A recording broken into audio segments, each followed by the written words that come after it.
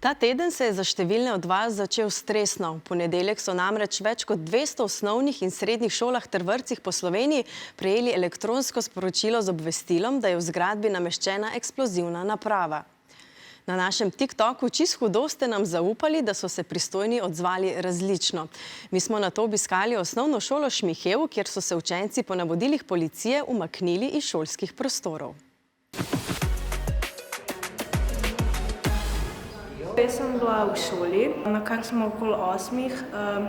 Po radiju slišali, da je ravnateljica povedala, da moramo vzeti vse svoje stvari in iti iz šole. Jaz sem z mojim prijateljem šel v šolo in sem videl, kako je policijski avto zavil na dvorišče.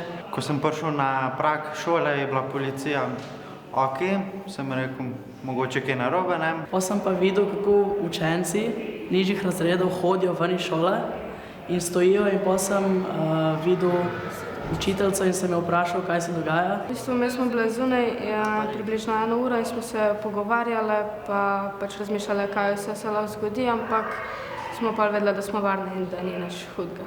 Na začetku me je bilo strah, vsi so bili čisto živčni, vsi so tekali iz šole. Učenci so bili tako prestrašeni nekateri, jaz sem se osebno počutila varno. Ni me bilo strah, ker nisem glih verjel, da je to res. Mi je bilo pa dobro, da so res policaji šli v šolo in pregledali vse omarice in učilnice. Mi sem jaz naredila podobno, pač evakuacijo, ne vem, če bi bilo možno, da bi tudi učenci lahko šli domov, ne, da bi lahko večkrat pregledali, da bi bila res za ziher, da je varno. Ko sem prišla domov, sem pa zasledila, da so učenci drugih osnovnih šol pač šli domov, ker se mi je na začetku zdelo malo nefer, ampak čez čas pač naredili so, kar je bilo prav za njihove učence in se mi zdi to čisto v redu.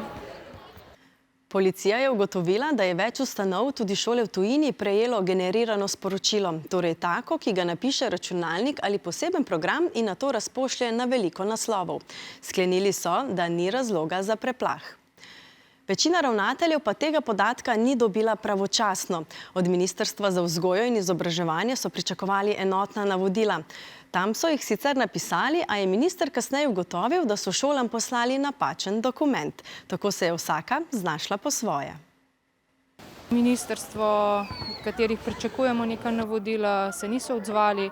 Ob 8:45 so poslali tako splošno okrožnico, da smo dobili generirano obvestilo.